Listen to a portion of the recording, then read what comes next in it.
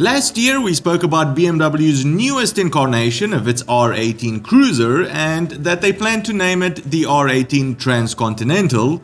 New specs have just come in. This bike will be massive, bigger than even the Goldwing, and it will have a smaller brother, a Bagger. Smaller when compared to like huge trucks, not actual motorcycles. Welcome back to Long Way Home, everyone. The place where getting your motorcycle news is easier than getting Dave to say the town in Wales called but not by much. Clan Viapith Gwyngath Gagareth Windrobath Lintasilio Gogogok. BMW has gotten type approval in both Europe and the US for 2 more cruisers, and with that also comes a bunch of new specs. Stick around while we check them out.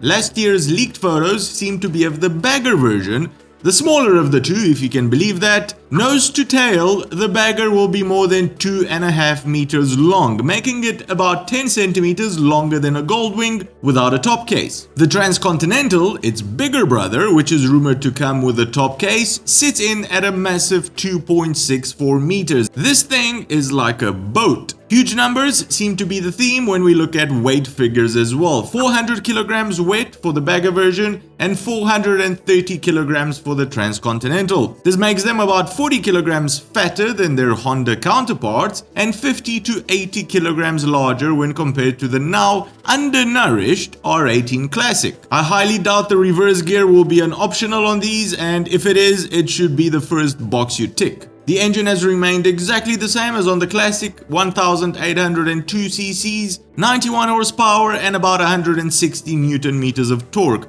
But what has changed compared to the original R18? Well, firstly the chassis. Although it's similar in the rear to the one on the Classic, you now get a steeper fork angle, a steering damper to help you steer at lower speeds, and coupled together with the overall shorter wheelbase, these new touring versions should handle better at slower speeds than the original R18. Moving over to the front of the bike, we can see the new instrument panel. 4 analog dials, 2 larger ones, most probably showing you the speed and RPMs, while the 2 smaller ones could be a clock and some sort of temperature gauge. Below the analog dials lies BMW's new large 10-inch TFT. This was just released on the new 1250 RT and comes with fully integrated map navigation. You can have it show just the important bike info like your speed, or have a third of it show your navigation info, or turn the whole thing into one big nav. Above the headlight lies BMW's new radar cruise control. This was again shown off on their new RT. It has a detection rate of about 120 meters. It will automatically accelerate and decelerate the bike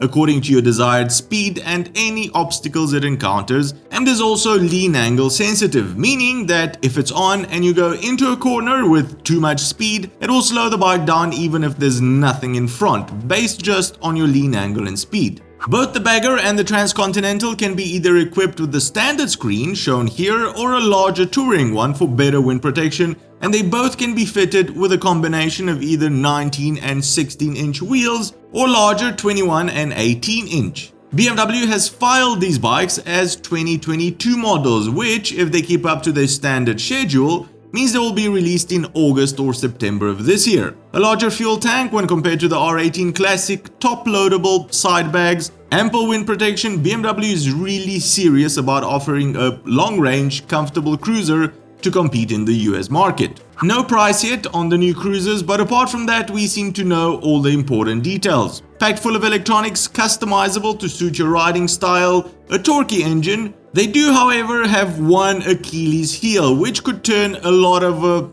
classic cruiser riders off the R18, and that is the lack of forward foot controls. Apart from that, head on over to the comment section below and let us all know what you hope to see on the new Transcontinental and its smaller brother, the Bagger. I'd love to hear what you have to say.